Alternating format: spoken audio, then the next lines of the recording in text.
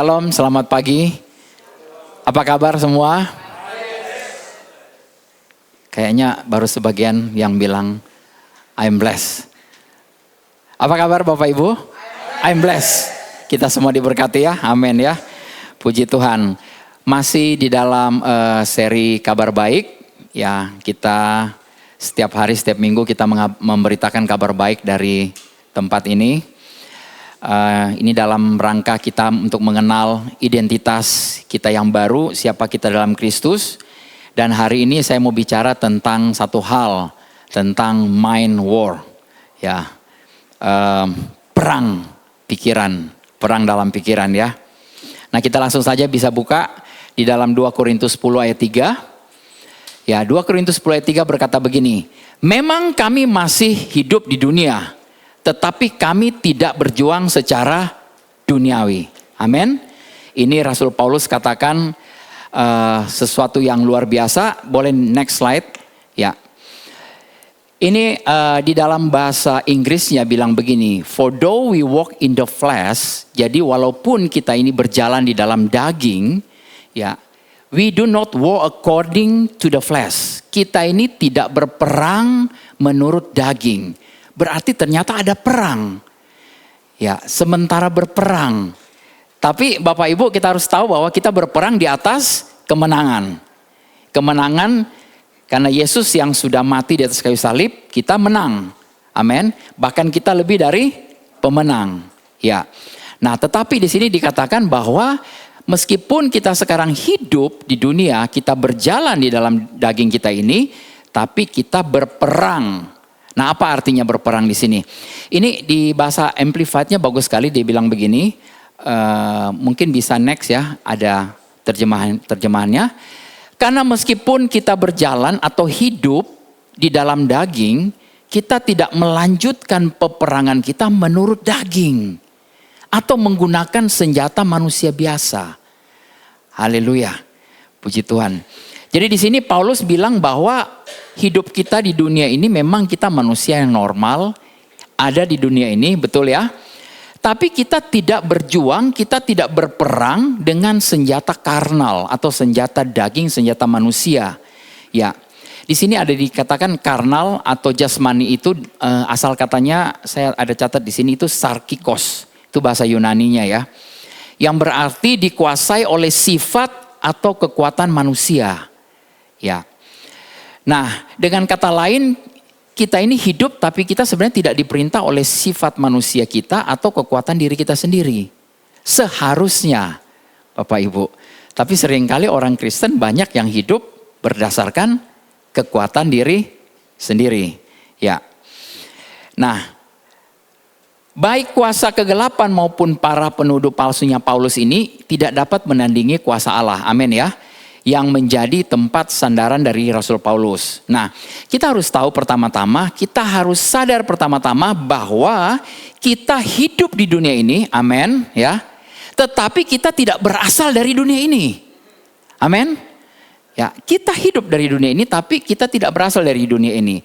Ayat berikut dikatakan Yohanes 17 ayat 16. Ini doa Yesus waktu dia sebelum disalib, dia katakan kepada Bapa, mereka bukan dari dunia. Artinya siapa? Kita semua. Ya. Sama seperti aku bukan dari dunia. Boleh tunjuk kiri kanan bilang kamu bukan dari dunia. Dari mana dong Pak Dolfi? Dari planet Pluto, planet UFO. Bukan, ya. Kamu bukan dari dunia. Amin. Aku juga Yesus katakan juga bukan dari dunia. Ini pernyataan yang tegas menyadarkan siapa kita sebenarnya. Kita adalah makhluk-makhluk sorga. Amin. Boleh bilang kamu makhluk sorga. Amin. Tapi masih hidup di dunia. Ya. Wah, kalau saya makhluk surga berarti ada sayapnya di belakang. Saya bisa terbang sana sini. Puji Tuhan.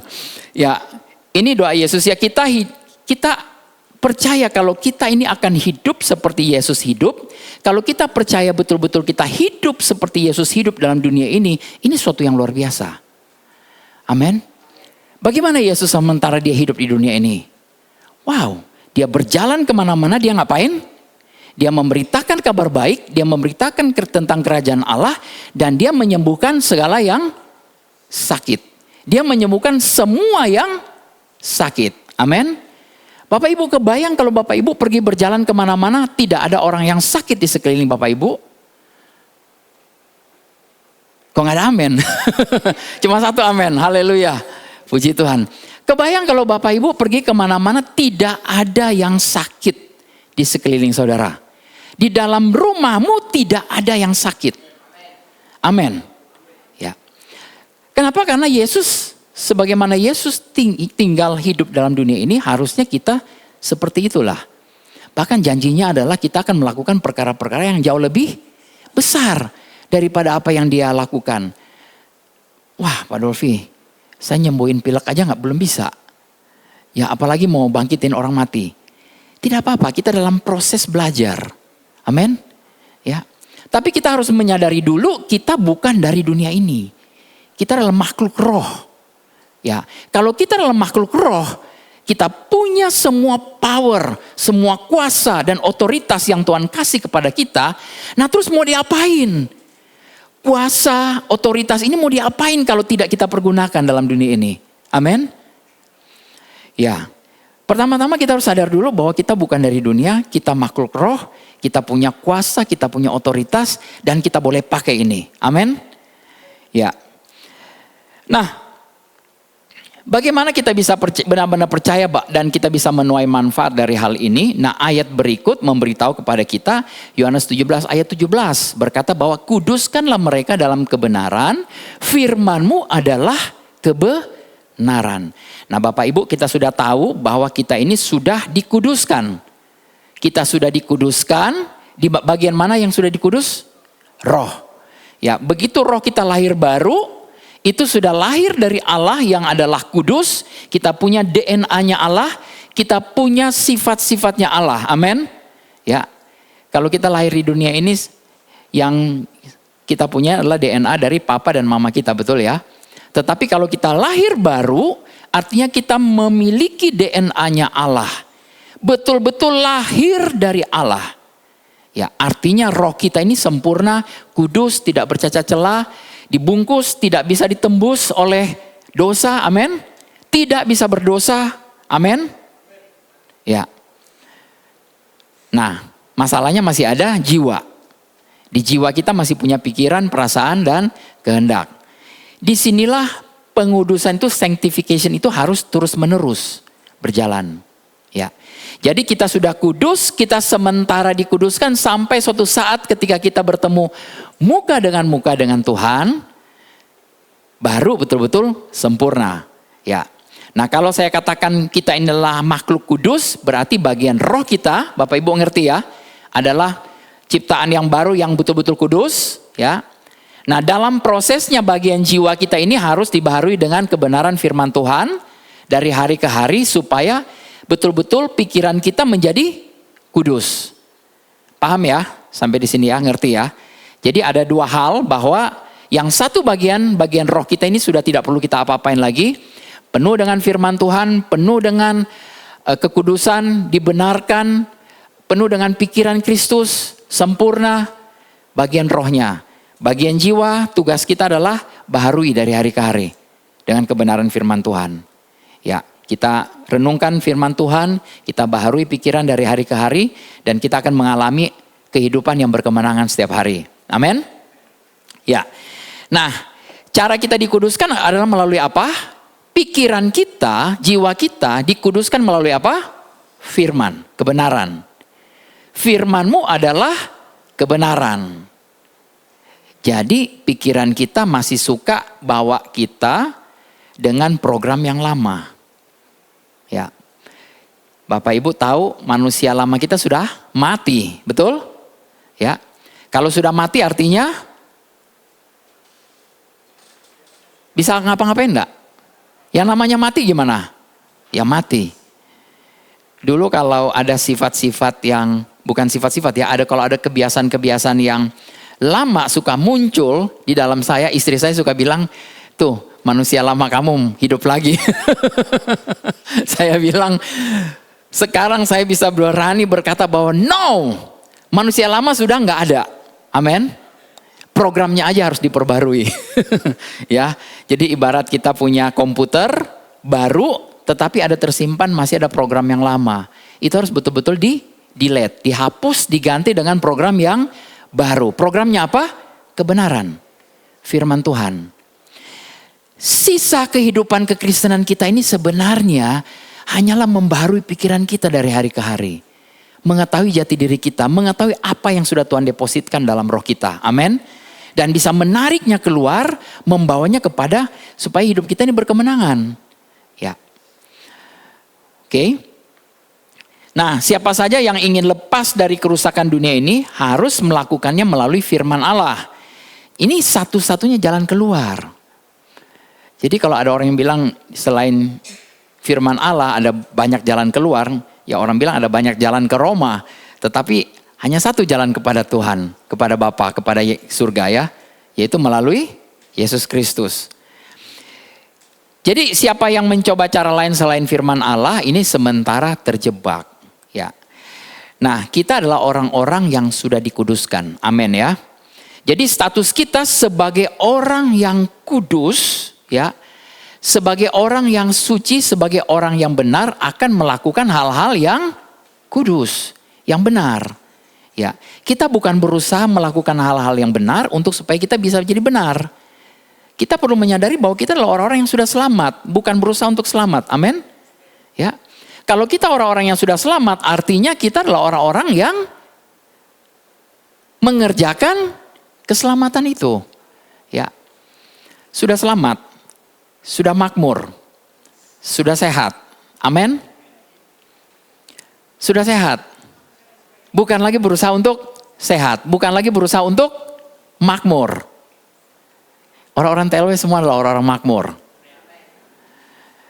Kenapa kalau bilang makmur, aminnya sedikit banget. Orang-orang TLW adalah orang-orang makmur. Amin. Ya, itu jati diri kita. Ya, saya senang kalau tekenin ya masalah kemakmuran. Bapak Ibu tahu kemakmuran itu apa? Kalau bicara kemakmuran itu bukan cuma bicara soal ini. Ya, ini bagian paling kecil dalam hal kerajaan sorga. Betul? Mamon adalah bagian paling kecil. Tetapi kita makmur ini karena kita mengenal siapa? Tuhan kita. Super duper konglomerat. Amin. Ya, dia penyedia segalanya, dia pencipta langit dan bumi, sorga. Lantainya dari emas. Saudara ngumpulin emas. Mau ngapain emasnya?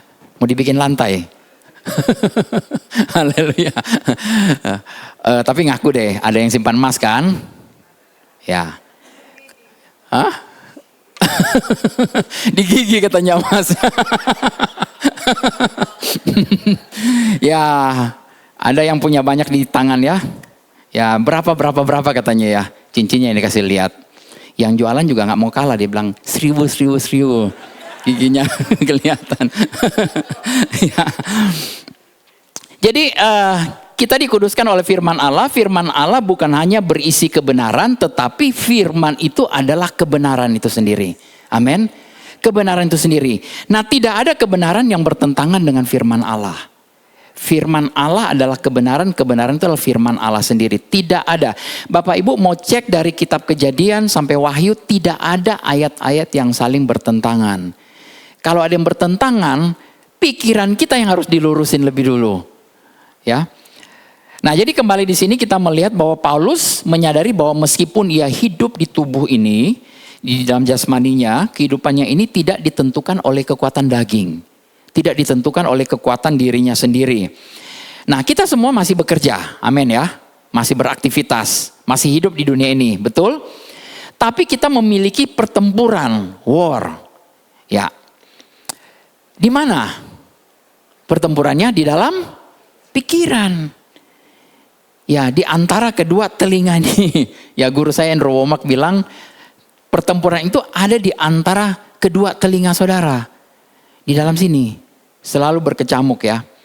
Nah, di 2 Korintus 10 ayat 3 ini berkata, memang kami masih hidup di dunia, tetapi kami tidak berjuang secara duniawi. Karena meskipun kita berjalan atau hidup di dalam daging, kita tidak melanjutkan peperangan kita menurut daging dan menggunakan senjata manusia biasa ya.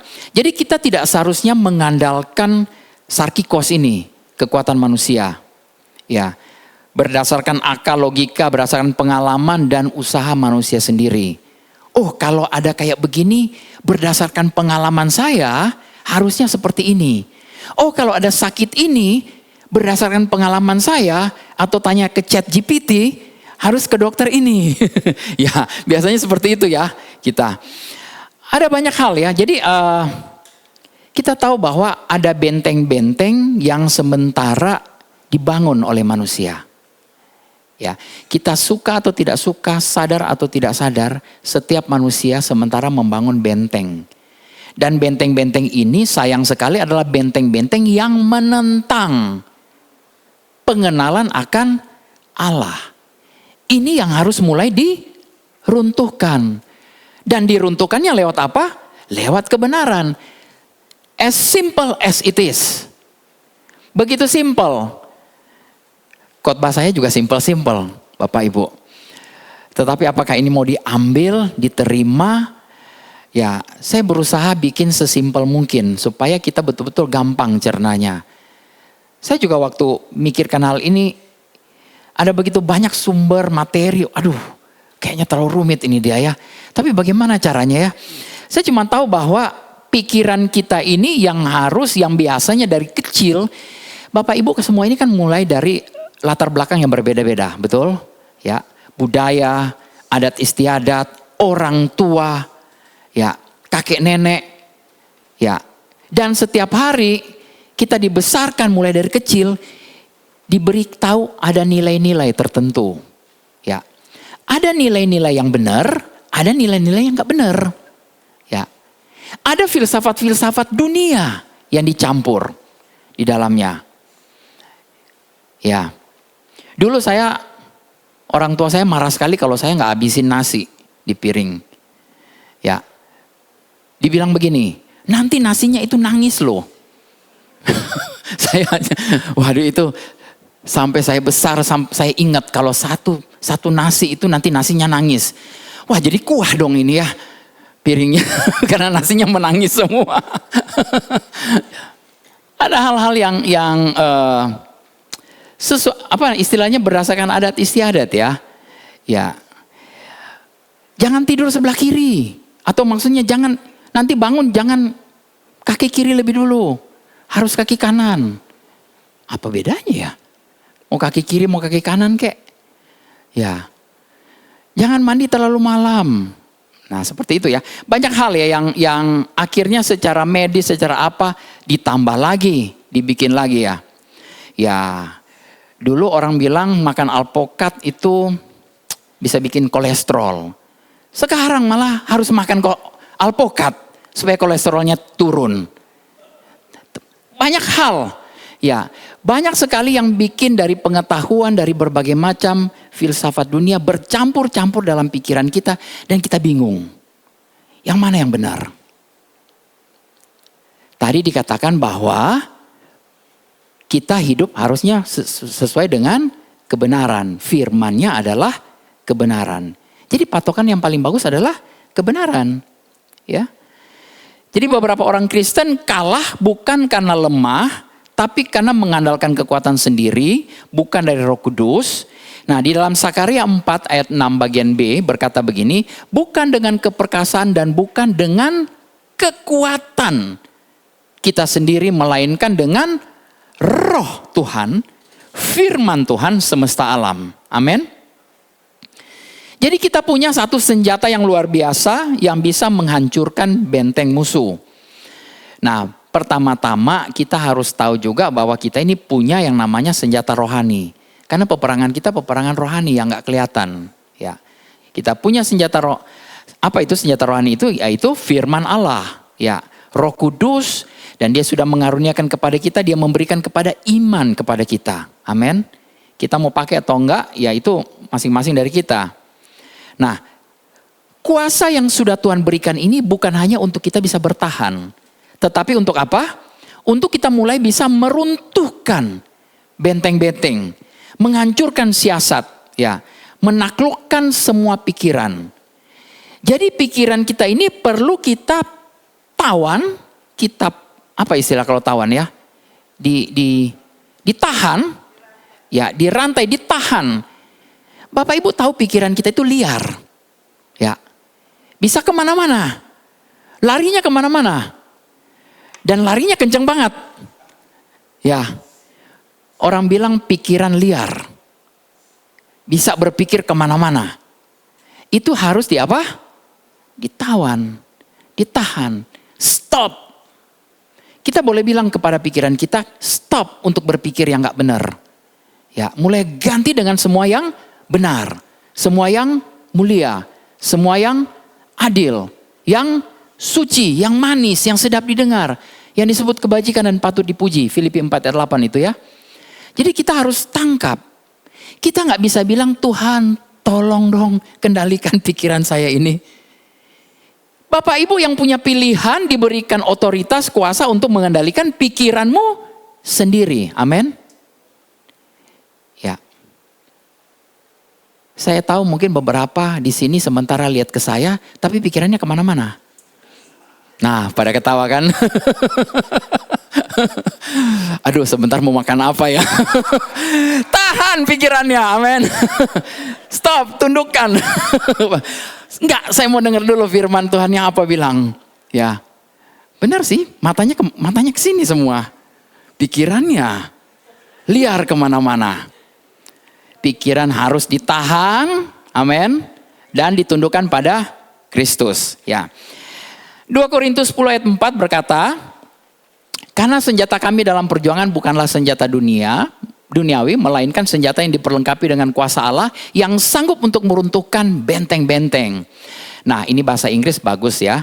The weapons we fight with are not the weapons of the world. Jadi ini kata weapons, ada pakai S, artinya banyak senjata-senjata. Kita bukan cuma satu dikasih senjatanya, banyak Bapak Ibu. Ya, senjata yang kita gunakan untuk berperang bukanlah senjata-senjata dari dunia, dari jasmani. Sebaliknya, senjata-senjata itu memiliki kuasa ilahi yang sanggup menghancurkan benteng-benteng. Nah, Bapak Ibu, sekali lagi saya bilang, sadar atau enggak sadar, dalam setiap pikiran kita, orang-orang Kristen yang meskipun sudah lahir baru, tetapi punya pikiran yang punya benteng-benteng di dalam kepala kita. Nah, apa benteng-benteng itu nanti kita akan belajar sebentar ya. Jadi mungkin ada versi selanjutnya, coba ya. Nah, ini. We use God's mighty weapons. Ini menurut NLT ya. Ya, kita ini menggunakan senjata Allah yang dahsyat. Bukan senjata duniawi belaka. Untuk ngapain? Meruntuhkan, merobohkan benteng-benteng iblis. Sadar atau tidak sadar, dalam kepala kita ada benteng-benteng yang iblis mulai bangun. Ya. Puji Tuhan, kita ini tidak dirasuk oleh iblis. Betul? Ya. Bapak Ibu tidak bisa lagi dirasuk oleh iblis. Ya, roh kita sudah sempurna dibungkus. Amin. Jiwa kita masih bisa yang terpengaruh. Ya. Jadi seringkali kita membatasi kuasa Tuhan bekerja. Sekali lagi saya bilang, seringkali anak Tuhan, kita yang sudah percaya pada Tuhan, tapi kita membatasi Tuhan bekerja. Dengan cara apa? Dengan logika kita. Kita pakai logika kita. Dan kita mulai bilang, nggak mungkin. Sering dengar hal ini? Nggak mungkin. Kalau kesembuhan? Ya, pasti. Amin. Amin. Kemakmuran? Ya, pasti. Amin. Amin. Kebangkitan orang mati? Nggak mungkin. Saya mau lihat mata satu-satu di sini. Kira-kira saya bisa mendapatkan iman gak di dalam matanya ini? Haleluya. Bapak Ibu bisa lihat ke diri sendiri? Gak bisa kan?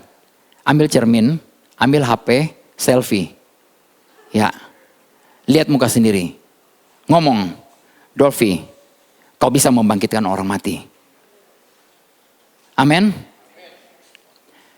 Saya pengen lihat orang TLW betul-betul membangkitkan orang mati. Ini Yesus katakan bahwa kamu akan melakukan hal seperti ini, seperti apa yang aku lakukan. Bahkan jauh lebih besar, jauh lebih dahsyat. Amin. Gereja seharusnya bergerak dengan kuasa ini. Saya percaya kita adalah orang-orang yang dibangun di dalam iman di tempat ini ya.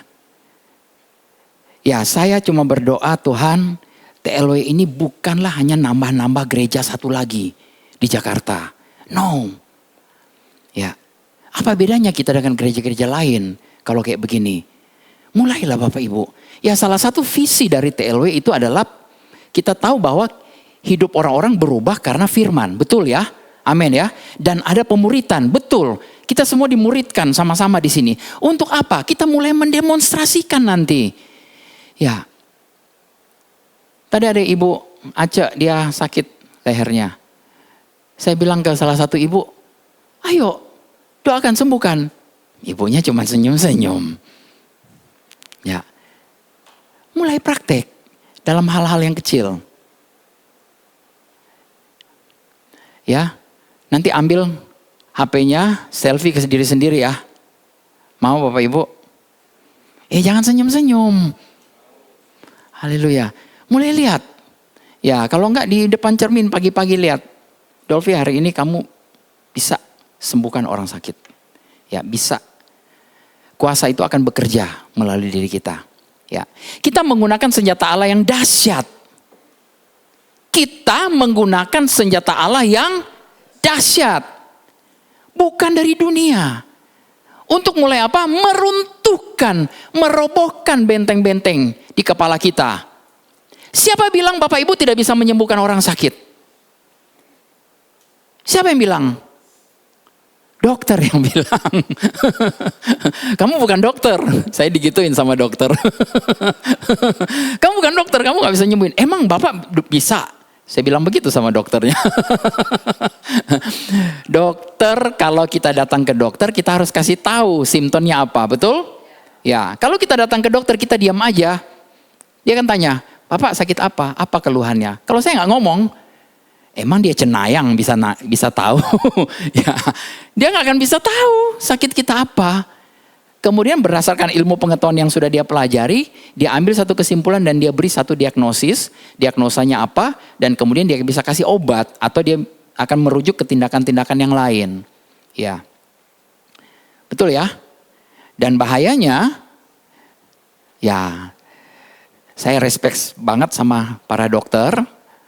Ya, kakak saya dokter, ada beberapa orang di keluarga kami dokter.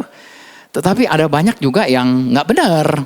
Ya, saya tidak mengatakan bahwa dokter-dokter itu ini ya, oknum aja ini ya, oknum yang nggak benar. Jadi untuk masalah kesembuhan, Bapak Ibu bisa menyembuhkan orang sakit, karena perintah Tuhan jelas, pergilah sembuhkan orang sakit. Yang menyembuhkan kita dengan menggunakan kuasa dari Tuhan. Amin ya, mulai praktek hal ini. Oke, nah ini semua dimulai dari pikiran. Ya. Paulus hidup di dunia ini, tapi dia bilang dia tidak berperang dengan kekuatan dunia. Jadi hidup kita bukan sekedar hidup fisik. Peperangan utama ada di dalam alam roh, di dalam pikiran kita khususnya. Nah, banyak orang Kristen yang kalah sebelum berperang karena pikiran. Banyak orang Kristen kalah sebelum berperang karena pikiran. Pikirannya mulai menahan kuasa yang begitu dahsyat, yang luar biasa, yang mau keluar ditahan dengan berbagai macam alasan. Saya belajar sekali Bapak Ibu untuk mulai mengidentifikasi hal-hal mana di dalam diri saya yang saya masih mengandalkan kekuatan diri sendiri. Ya. Di dalam bisnis saya bilang, Tuhan, saya ini orang yang bukan orang yang pintar-pintar banget untuk memanage. Saya perlu hikmat dari Tuhan. Ya. Jadi setiap keputusan sekarang ini saya sudah berbagai macam pengalaman bagaimana dengan keputusan saya akhirnya, ya Bapak Ibu tahu sendiri, banyak sekali kerugian, banyak sekali hal-hal yang tidak menguntungkan. Dan saya menyesal. Ya selalu kata orang menyesal di belakang ya. Kalau di depan pendaftaran. Ya, kita menyesal di belakang. Tapi ya jangan menyesal, maksudnya kita jangan belajar melalui hard knocks. Tahu ya hard knocks ya? Ya, melalui hal-hal yang kalau sudah knock out dulu, baru kita, aduh kenapa saya nggak begini ya, kenapa saya nggak begitu ya. Kalau kita sudah KO lebih dulu, baru kita tahu, aduh musuhnya harusnya saya hadapin secara begini, strateginya harus kayak begini. Ya. Jadi minta Roh Kudus untuk membukakan strategi rohani buat kita ya. Nah benteng-benteng ini atau strongholds ini adalah sistem pemikiran yang bertentangan dengan kebenaran firman Allah. Ya. Kamu sudah sembuh. Pikiran kita, perasaan kita bilang enggak. Kamu sudah sembuh. Simptom-simptomnya naik. GERD-nya naik. Ya. Mahnya kambuh. Kamu sudah sembuh. Pikiran kita mulai menantang. Mulai menentang kebenaran. Dalam hal-hal yang kecil. Ya. Kemarin waktu saya sama Bu Nini kemarin kita berdua puji Tuhan ya bisa pergi keliling untuk anniversary, haleluya. Puji Tuhan. Dan saya masih bisa angkat dia, haleluya. Saya bilang saya seperti Tuhan, sampai masa tuamu aku tetap akan mengangkat engkau, haleluya, menggendong engkau. Dan sambil diputar-putar dikit, ya. Tapi Bapak Ibu tahu, waktu saya putar-putar begitu, lutut saya sakit.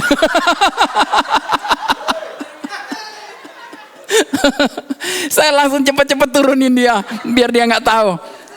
Tapi saya katakan, hai lutut, engkau akan berjalan terus memberitakan Injil damai sejahtera, sehat dan sembuh, kuat dan sehat. Dalam nama Yesus yang sakit-sakit ini pergi.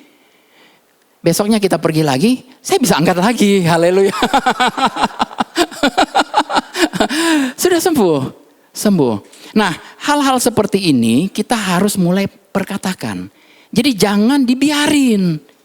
Kalau sudah mulai ada simptom satu, kemudian kita entertain, kita mulai searching di Google, tanya ChatGPT, waduh. Bapak Ibu akan tersesat kemana-mana. Dan pikiran kita akan liar kembali. Dan kemudian pikiran kita akan menantang dengan pikiran kita dan kita stres sendiri. Saya mau katakan pikiran kita jangan dilawan dengan pikiran. Ya. Pikiran yang liar jangan dilawan dengan pikiran. Lawan dengan kebenaran. Tahan pikiran kita. Kita harus bilang bahwa stop. Kalau mulai berpikir tentang kekurangan-kekurangan. Bapak Ibu, semua orang punya kekurangan, betul ya. Maksudnya dalam segala hal. Pengusaha besar pun kalau dia mau ekspansi, dia juga punya kekurangan. Kemarin saya baru dengar kabar dari Bu Silvi, mereka mau ekspansi buat satu rumah sakit lagi yang lebih besar. Puji Tuhan. Tapi gak punya uang. Masalah kan? Masalah. Ya.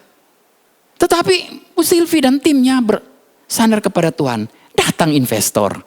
Haleluya, puji Tuhan ya. Luar biasa. Jadi kalau benteng-benteng di kepala kita mulai kita runtuhkan, ya tidak ada perkara yang mustahil buat Tuhan. Amin ya. Mulai runtuhkan benteng-benteng. Ya. Nah, ada banyak contoh benteng-benteng. Benteng ini ada berhubungan erat dengan logika dunia. Ya, kita hanya bisa melawan dengan kebenaran dengan kuasa Roh Kudus. Pertama-tama benteng rasa tidak layak. Ya, kita punya rasa tidak layak. Ada orang-orang, kalau Bapak Ibu mungkin sekarang ini sudah bebas, sudah merdeka karena kita dalam Kristus, amin. Ya, tapi kalau mau melayani orang-orang, kalau kita tanya, kamu tahu nggak, kamu ini anak Tuhan yang kudus, yang benar, ya sudah. Aduh, tapi kan saya, ya Bapak Ibu sudah tahu ya, kalau misalnya udah mulai begini gitu ya, aduh kayaknya saya enggak deh, saya tadi barusan bohong, tanya, barusan bikin begini dan begitu, ya itu merasa tidak layak. Ini yang paling banyak di benteng-benteng di kepala anak-anak Tuhan. Ya, seringkali kalau melakukan satu kesalahan, langsung rasanya ciut. Langsung rasanya gak berkenan kepada Tuhan. Ya, Bapak Ibu diselamatkan bukan karena perbuatanmu. Amin. Dilayakkan, dibenarkan, disucikan, dikuduskan bukan karena perbuatanmu. Amin. Perbuatan macam apa, model apa yang bisa membuat Bapak Ibu kudus? Gak ada. Gak bisa. Perbuatan macam apa yang bisa menyelamatkan kita? Tidak ada satupun perbuatan. Hanya perbuatan Yesus Kristus di atas kayu salib. Amin. Ya. Ada benteng-benteng trauma masa lalu. Ya. Nah, seringkali kalau psikolog atau psikiater itu suka ngapain? Diungkit-ungkit masa lalu. Ya. Ayo ingat dosa masa SD-mu. Apa? Dosa masa SD. Ngapain ini saya? Dosa waktu kamu masih TK. Waduh. Waktu kamu dalam kandungan. Mungkin mama kamu menolak kamu. Waduh. Trauma masa lalu. Tapi tidak ada hubungannya sebenarnya. Ya, saya nggak tahu kenapa, tapi orang-orang suka hubung-hubungan kayak begitu. Oh mungkin kamu tertolak waktu kamu masih dalam kandungan. Mama kamu mungkin mau gugurkan kamu. No, kamu dibentuk dengan sempurna. Amin. Sejak dalam kandungan ibumu Tuhan yang menenun. Amin. Tidak ada satu, orang-orang mau tolak, silakan mereka mau tolak, tapi Tuhan yang terima engkau. Amin. Jangan ada perasaan begitu. Setelah dengar kabar begitu dari psikolog atau psikiater, kemudian mulai merenung. Iya ya, kayaknya memang saya ditolak. Ya, saya kirim lamaran kemana-mana ditolak semua. Penolakan dan penolakan. Bapak Ibu itu benteng. Benteng di kepala. Itu harus dirobohkan. Ya. Rasa takut, khawatir, takut masa depan, takut dengan orang-orang. Takut ketinggian, takut naik pesawat. Ada yang lebih gila lagi, takut kaya. Bapak Ibu saya pernah ketemu ada orang loh bilang, Pak, bukankah ada firman Tuhan bilang, jangan beri aku kekayaan, jangan beri aku kemiskinan Tuhan, berikan aku cukup-cukupan aja. Di mana itu? Di Amsal, betul. Itu Amsalnya Ogur. Ya, itu kalau kita baca, coba mungkin ada ayatnya situ saya tulisnya Amsal 30 ya, 8-9 ya. Lanjut ya. Ya. Ya, Amsal 30 ya, ini saya bacakan aja di sini ya. Jauhkanlah daripadaku, oh tidak ada ya, nggak ada situ ya.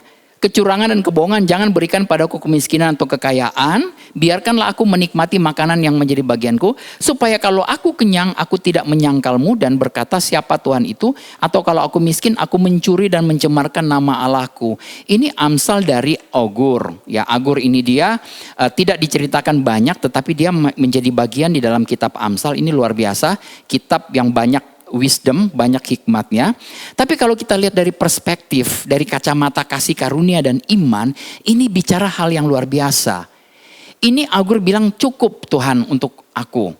Ini cukup bukan berdasarkan dunia. Ini cukup berdasarkan kasih karunia Tuhan. Ya kalau cukup berdasarkan dunia, artinya cukup untuk diri sendiri. Tapi kalau cukup berdasarkan kasih karunia Tuhan, artinya buat kita sendiri oke, malah ada ekstra. Amin. Ada ekstra untuk kita bisa memberi. Ya, ada ekstra, ada cukup untuk kita bisa menjalankan panggilan Tuhan. Amin. Ya. Cukup untuk berbagi, untuk menjadi saluran berkat. Haleluya. Bisa bilang cukup segala daya, segala resources yang ada padamu untuk engkau bisa memenuhi panggilan Tuhan. Amin. Ya. Cukup sehingga kita tidak bergantung pada sistem dunia ini. Bapak Ibu mau cukup karena Tuhan yang mencukupkannya. Cukup Kristus bagi saya. Itu kata Paulus ya. Kristus ada cukup bagiku. Ya kalau kita bisa bilang begitu, wah luar biasa. Artinya kita betul-betul Yesus itu berkelimpahan. Ya. Jadi cukup ini tidak kekurangan, punya lebih untuk memberi ya. Jadi kita bisa menjadi saluran berkat dan bagian dari pekerjaan Tuhan. Kalau kita salah menafsirkan ayat ini, saya suka sekali ada seorang ibu yang suka bilang wrong thinking leads to wrong believing. Ya, and wrong believing leads to wrong life. Ya. Pemikiran yang salah mengarah pada apa? Keyakinan yang salah, dan keyakinan yang salah mengarah pada kehidupan yang salah. Nah, kalau hidup kita sekarang ini salah kelihatannya, belum terlambat. Puji Tuhan. Amin. Hanya ngapain? Robah pola pikir. Mulai runtuhkan benteng-benteng. Ya. Ingat cerita seekor ayam yang punya telur burung Raja Wali. Ya. Yang dieramin, kemudian menetas jadi anak Raja Wali. Makin lama dia makin gede, tapi induknya selalu bilang apa? Kamu ayam. Kamu ayam. Sampai induknya mati. Sudah saat-saat terakhir mau mati, induknya bilang apa? Kamu ayam bless. Ada ditambahin blessnya. Tapi tetap ayam gitu loh. Ya padahal dia Raja Wali. Ya. Nah mungkin ada orang-orang yang sudah bilang, aduh kamu gak bisa. Kamu gak mungkin kerjakan hal-hal yang besar. Kamu gak akan sanggup. Selalu dikerdilkan ya. Dulu saya belajar sekali bagaimana cara kita mendidik anak-anak. Bagaimana cara saya ngomong kepada anak-anak yang nakal. Ya, orang tua sering terpengaruh dan pengen ngomong, nakal banget sih. Ya suka ngomong kayak begitu. Ya kalau kita sering ngomong, kamu nakal, lama-lama anaknya jadi betul nakal beneran. Ya, tapi saya puji Tuhan waktu itu saya mulai robah pikiran saya. Waktu Edgar mulai macam-macam dia mau naik manjat sana manjat sini. Saya bilang kamu kreatif banget ya sini anak kreatif duduk di sini. Jadi kita mulai memberkati anak-anak ini. Robah. Nah Bapak Ibu tidak mudah merubah apa yang kita mau keluarin dari mulut kita. Tapi kita tahu seorang yang penuh dengan firman. Ya dipenuhi dengan kebenaran dari dalamnya akan keluar lagi kebenaran itu. Amin. Jadi caranya gampang. Kita bukan mau merubah kebiasaan kita untuk ngomong, tapi kita merubah cara kita berpikir. Ya, ketika kita rubah dengan kebenaran cara kita berpikir, yang ada akan keluar dengan cara kita ngomong. Ya, mulai ngomong berkat, mulai memberkati. Mulai memberkati diri kita sendiri pertama. Ya, ngomong aja di depan cermin. Dolphy kamu ganteng banget. Kamu awet muda. Luar biasa. Puji Tuhan. Hei kamera lihat ke sini. Ini orang paling ganteng sedunia. Ya, kamu sehat, awet muda. Puji Tuhan. Waktu reuni kemarin sama teman-teman saya SMA. Memang saya kelihatan jauh lebih muda dari mereka. Mereka semua bilang, kamu kok gak berubah-berubah? Puji Tuhan. Seperti Tuhan Yesus tidak pernah berubah. Begitulah saya, haleluya. Puji Tuhan ya. Jadi peperangan dimulai dari pikiran. Jadi dari pikiranlah kita mulai meruntuhkan segala benteng-benteng di dalam kepala kita. Ya. Dan itu bisa dimenangkan dengan senjata yang tepat. Amin. Ya. Ada banyak sekali senjata-senjata ini. Tetapi yang pertama itu adalah Injil. Ya, pedang roh. Ya, itu adalah firman Allah itu sendiri. Firman Allah itu sendiri. saya melihat hidup saya dibandingkan 10 tahun, 20 tahun yang lalu.